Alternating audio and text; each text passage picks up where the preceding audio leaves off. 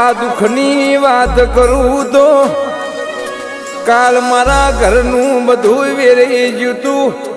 આ વેરેલું મારી જોગ માયાએ ભેડું કરી આલ્યું છે. એ મારી હાઉ નાની નગરીના રાજવીરાઓ કે